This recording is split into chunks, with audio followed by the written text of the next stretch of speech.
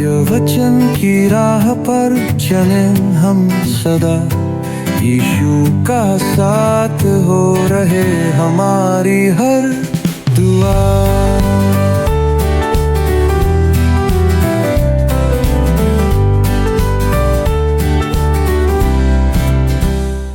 प्रिय दर्शकों, नमस्कार। सत्यवचन के एक और प्रसारण में आपका स्वागत है।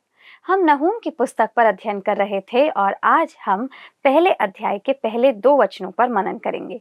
नहूम जो एलकोश का वासी था, उसे परमेश्वर अपना दर्शन देता है और निनवे के लोगों को बताता है कि उन पर अब परमेश्वर का दंड आने वाला है। आज हम परमेश्वर के स्वभाव की कुछ प्रमुख बातों को सीखेंगे जो उसके गुण को प्रकट करती है। तो आइए दोस्तों, उन बातों को जानने के लिए हम अपने अध्ययन को आरंभ करते हैं।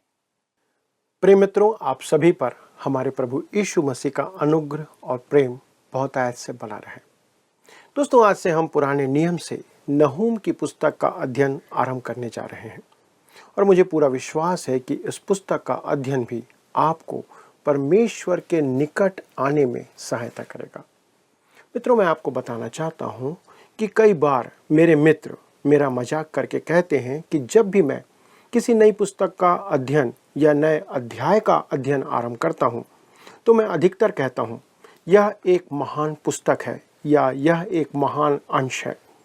परंतु यहाँ मैं निसंकोच कहना चाहता हूं कि नहूम की यह छोटी पुस्तक एक महान पुस्तक ही नहीं, परंतु यह भी एक अति उत्तम पुस्तक है और परमेश्वर के वचन में इसका संयोजित किया जाना एक विशेष उद्देश्य के निमित्त है। मैं ऐसा कहने की हिम्मत इसलिए करता हूं क्योंकि बहुत कम लोगों ने नहूम की पुस्तक पर कभी कोई संदेश सुना होगा। जैसा कि सर रॉबर्ट एंडरसन कहते हैं, इस पुस्तक ने उन लोगों से ध्यान आकर्षण प्राप्त किया है जो इसे भविष्यवाणी करने वाले की बेबुनियाद बातें भी कहते हैं। दोस्तों, ये सनसनी फैलाने वाले हमें विश्वास दिलाना चाहते हैं कि नहूम गाड़ियों पर से प्रचार करता था, क्योंकि दूसरे अध्याय के 4 पद में वह कहता है, रथ सड़कों में बहुत वेग से हाँके जाते और चौकों में इधर उधर चलाए जाते हैं। दोस्तों, इसका संदर्भ गाड़ियों से नहीं है, जो हम अपने अध्ययन में आगे जाकर देखेंगे। मित्रों, नहूम की पुस्तक में हमारे पास एक अद्भुत भविष्यवाणी है, परंतु यह पुराने जमाने की प्रतीत होती है। सबसे पहले तो हम नहूम के बारे में बहुत कम जानते हैं। उसका एक ही विषय है, अशूरों की राजधानी नीनवे का दंड। यह इस भविष्यवाणी के संदर्भ में है जो पूरी हो चुकी है। तो इस प्रकार यह पुस्तक आज के समय में कैसे प्रासंगिक हो सकती है, कैसे यह हमारी सामान्य और समकालीन संस्कृति के अनुकूल बैठ सकती है। परमेश्वर के वचन के बारे में उल्लेखनीय बात यह है कि हम कहीं भी जाएं, हमें अपने लिए एक संदेश उसमें से जरूर मिलेगा। कुछ सीधे तौर पर हमसे संदर्भित होता है, पर संपूर्ण रूप से वह हमारे लिए ही है। इसलिए इसमें हमारे लिए एक महत्वपूर्ण संदेश है जो हम देखने जा रहे हैं। मित्रों, इस पुस्तक का लेखक नहूम है, जिसका अर्थ है शांति देने वाला, पर वह न्याय और दंड का संदेश देता है। नहूम इस संसार में अपने नाम के अनुरूप कैसे जी सकता था, यह इस बात पर निर्भर करता है कि आप न्याय को कैसे देखते हैं। यदि यह दंड आपके बैरी के लिए है जिससे आप भयभीत हैं, तो यह दंड आपको निश्चित तौर पर शांति देने वाला होगा। मित्रों, नहूम का परिचय पहले ही पद में दिया गया है, जहां पर कहता है, नीनवे के विषय में भारी वचन, एलकोश वासी नहूम के दर्शन की पुस्तक। दोस्तों, ये एलकोश वासी कौन थे? एलकोश नगर की पहचान के अनेक संभावित प्रमाण हैं। पहला, नीनवे के खंडहरों के उत्तर में कुछ मील दूर अशूर देश में एलकोश एक नगर था। संभव है कि नहूम वहां रहता था और उसने नीनवे के लिए भविष्यवाणी की, जैसे आगे चलकर दानियल ने बेबीलोन में भविष्यवाणी की थी। परंतु मेरा अपना विचार है कि नहूम नीनवे नहीं गया था, जैसा कि इस पुस्तक में प्रकट है। दूसरी बात, कहा जाता है कि गलील क्षेत्र में एलकोश नामक एक गांव था। जेरोम, जो कि पुरातत्व शास्त्री था, वह कहता है कि उसके गाइड ने उसे वह गांव दिखाकर कहा था कि वह नहूम का जन्म स्थान है। तथापि उस गांव को दर्शाना नहूम के 1000 वर्ष बाद की घटना है, अतः यह धारणा गलत हो सकती है। डॉक्टर जॉन डेविस कफरनहूम की व्याख्या करते हुए उसे नहूम का गांव कहते हैं।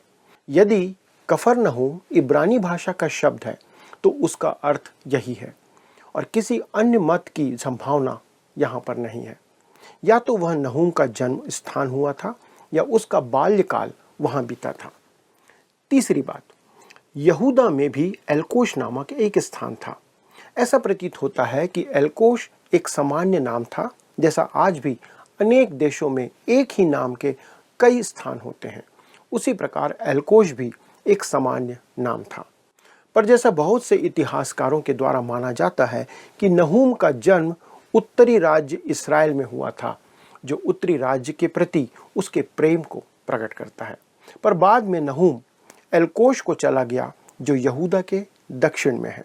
संभवतः जब वह बालक ही था तब उसका परिवार यहूदा के एलकोश गांव में जाकर बस गया। मित्रों, इस भविष्यवाणी का लेखक यरूशलेम पर सनहरीब राजा के आक्रमण के विषय में कुछ जानता था। पहले अध्याय में उसका वृत्तांत आंखों देखा हाल प्रतीत होता है। जब हिजकिय्याह के राज्य में अशूर के राजा सनहरीब द्वारा यरूशलेम का घेराव किया गया, संभवतः नहूम इसका प्रत्यक्ष गवाह था। इसका अर्थ यह निकलता है कि नहूम यशायाह और मीका का समकालीन था, जो बहुत से बाइबल के व्याख्याकारों का भी मत है। मैं व्यक्तिगत तौर पर इस विषय में कुछ कह नहीं सकता। वैसे तो इस पुस्तक को और नहूम के बारे में बहुत सी तिथियां अनुमानित की गई हैं। कुछ रूढ़िवादी विचारक इसे 720 ईसा पूर्व से लेकर 636 ईसा पूर्व के मध्य में आंकलन करते हैं। पर हम बाइबल के क्रमानुसार नहूम को योना के 100 वर्ष बाद अनुमानित कर सकते हैं। संभवतः वह हिजकिय्याह के शासनकाल में रहता था और उसने उत्तरी राज्य इस्राएल का ध्वंस अपनी आंखों से देखा था, जिसके कारण वह बहुत आहत हुआ था।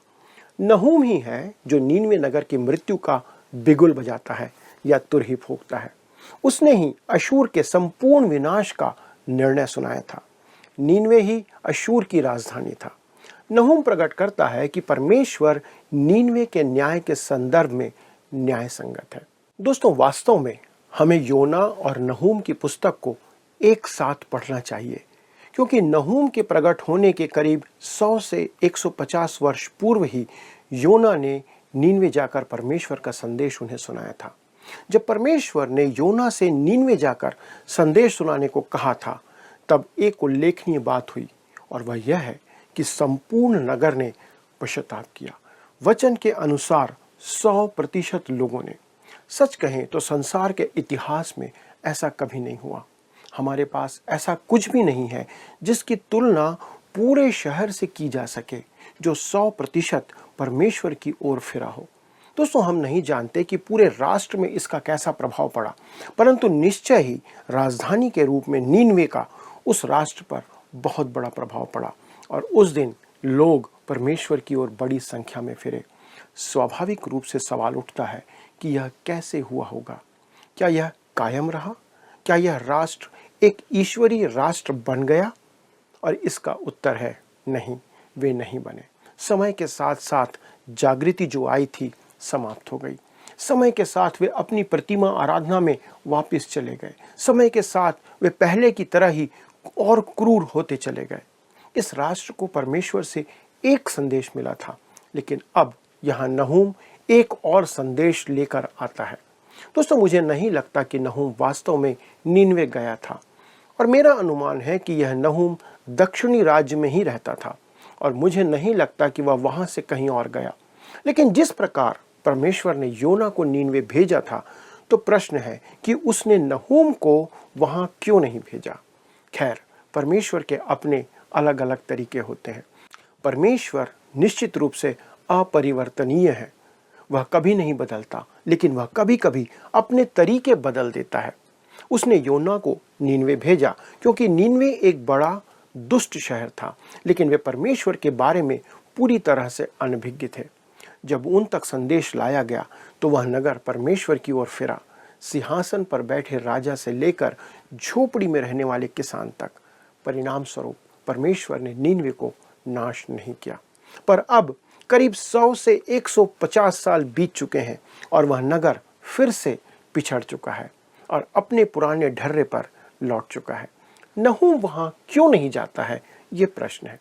क्योंकि उनके पास पहले ही परमेश्वर की ज्योति, परमेश्वर का संदेश, परमेश्वर का सुसमाचार पहुंच चुका था और उन्होंने इसे अब अस्वीकार कर दिया था। प्रभु यीशु मसीह ने उस ज्योति के अस्वीकार किए जाने की बात अपने संदेश में की है। जैसा मत्ती रचित सुसमाचार 6वें अध्याय के 23 पद में लिखा है, इस कारण वह उजियाला जो तुझ में है, यदि अंधकार हो तो वह अंधकार कैसा बड़ा होगा। किसी मनुष्य के भीतर वह प्रकाश अंधकार कैसे बन सकता है मित्रों? परमेश्वर के वचन को अस्वीकार करना ही प्रकाश का अंधकार में परिवर्तन है। आज कई देशों में अन्य पुस्तकों से अधिक बाइबल की संख्या पाई जाती है। आज बाइबल सबसे अधिक बिकने वाली पुस्तक है, पर साथ ही वह सबसे कम पढ़े जाने वाली पुस्तक भी है। अशूर वह राष्ट्र था जिसने परमेश्वर की ज्योति प्राप्त की थी, पर उसका परिणाम क्या हुआ? मत्ती 6:23 के अनुसार ही उस पर यह बातें घटी। जैसा लिखा है, इस कारण वह उजियाला जो तुझ में है, यदि अंधकार हो तो वह अंधकार कैसा बड़ा होगा। मित्रों, परमेश्वर ने अशूरियों के पास संदेश भेजा था, जिस कारण उसके पास वह ज्योति पहुंची थी।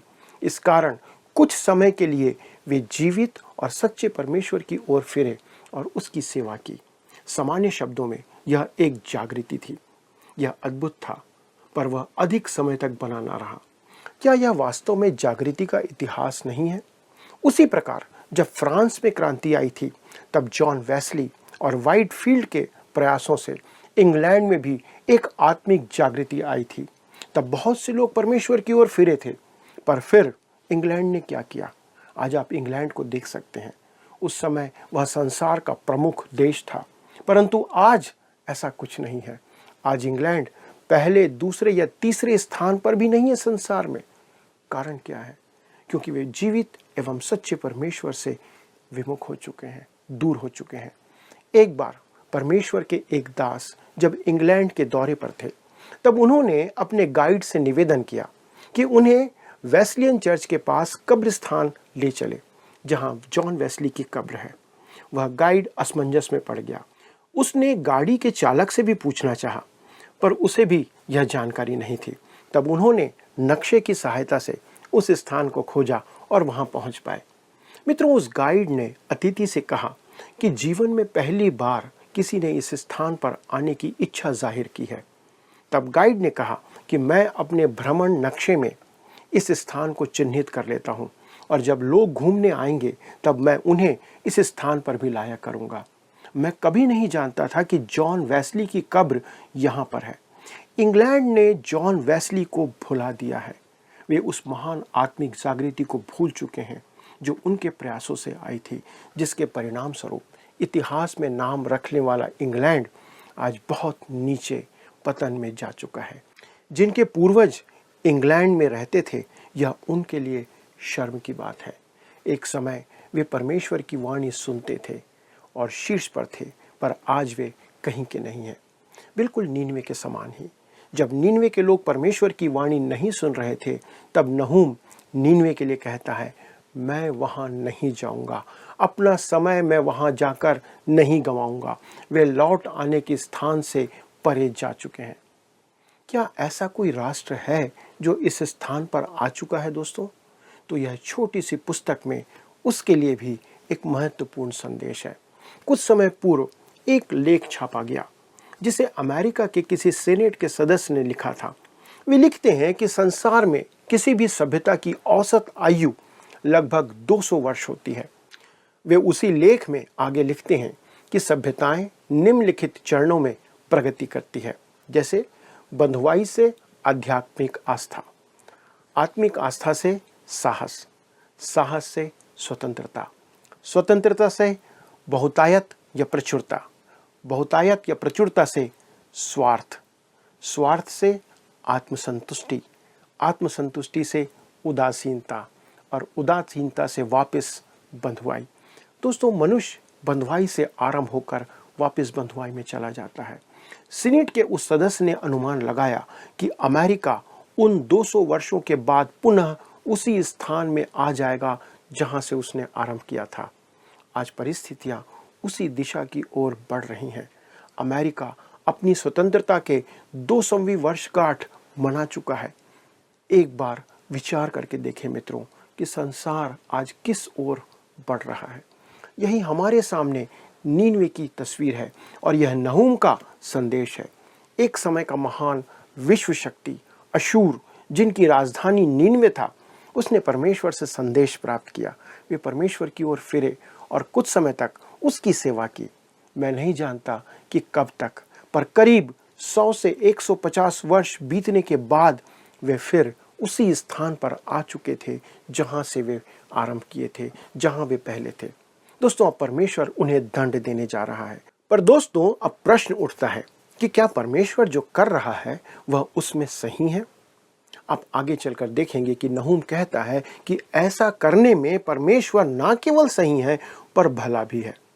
दोस्तों, नहूम की पुस्तक अध्ययन करने के लिए एक रोमांचक पुस्तक है, क्योंकि यह परमेश्वर के गुणों के दूसरे पहलू को प्रकट करती है। जैसे कि परमेश्वर प्रेम है, लेकिन परमेश्वर पवित्र, धर्मी और भला भी है, तथा परमेश्वर आज भी राष्ट्रों में, लोगों के जीवन में दखल रखता है। इसलिए यह पुस्तक ठीक उसी समय की बात करती है जहां पर आज हम हैं। आइए अब हम इस पुस्तक की रूपरेखा को देखते हैं कि कैसे इसे हमने विभाजित किया है। पहली बात, परमेश्वर का न्याय और भलाई, अध्याय 1 से 8 पद।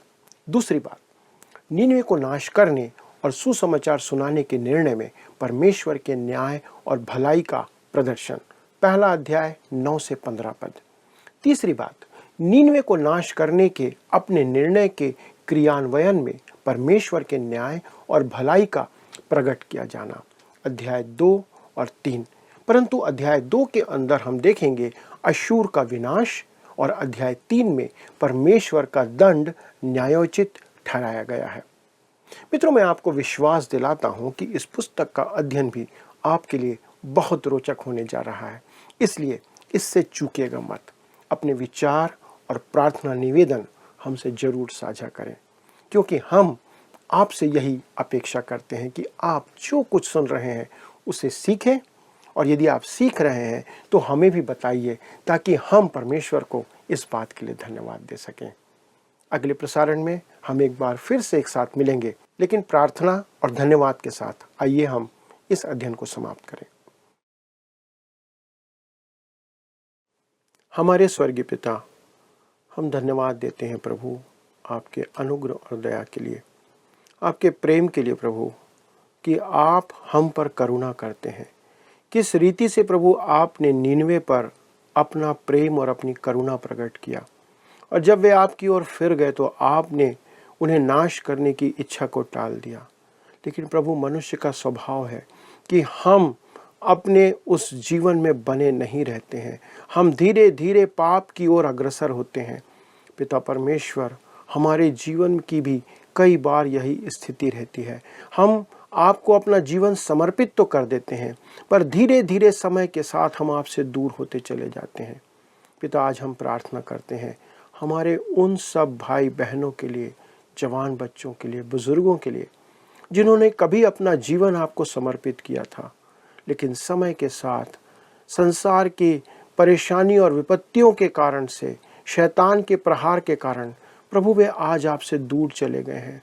पिता, हमारी प्रार्थना है कि आज आप उनसे बातें करें, अनुग्रह करें प्रभु, कि वे इस वचन को सुनकर आपकी ओर लौटने पाएं, क्योंकि प्रभु आपका प्रेम धीरजवंत है, लेकिन वो सदा बना नहीं रहता। प्रभु, समय आएगा जब आपका वो दंड हमारे ऊपर आ सकता है। इससे पहले कि हम दंड के भागीदार हों, अनुग्रह करें पिता हमारे दर्शकों पर, हमारे सभी इन लोगों पर जो आपसे दूर हो चुके हैं, कि वे आपकी निकटता में आए। प्रार्थना करते हैं प्रभु, आपकी दया और करुणा हम सबों पर बनी रहे। धन्यवाद के साथ इस विनती को प्रभु यीशु क्रिस्त के नाम से मांगते हैं। कृपा करके सुने और अपनी महिमा के लिए ग्रहण करें। आमीन। मित्रों, मुझे विश्वास है कि आज का अध्ययन आपके लिए आशीष का कारण रहा होगा। कृपया हमें सूचित करें कि आपने आज कौन सी नई बात सीखी है। अगले प्रसारण तक परमेश्वर का अनुग्रह और आशीष आप पर और आपके पूरे परिवार पर बहुत आयत से बनी रहे। प्रभु आपको आशीष दे। मित्रों, आपने देखा कि अशूर परमेश्वर के उद्देश्य में समाप्त हो चुका था और अब उसका नाश किया जाना था। परमेश्वर आपसे प्रेम करता है। इससे कोई फर्क नहीं पड़ता कि आप कौन हैं, आप उसे प्रेम करने से नहीं रोक सकते। पर हम एक ऐसे स्थान पर आ सकते हैं जब हम परमेश्वर के प्रेम को अनुभव नहीं कर पाएंगे। हम उसकी आज्ञा न मानकर और उसकी ओर पीठ फेर कर भी उस पाप की छतरी को खोल सकते हैं जो परमेश्वर के प्रेम को अनुभव करने से हमें रोक देती है।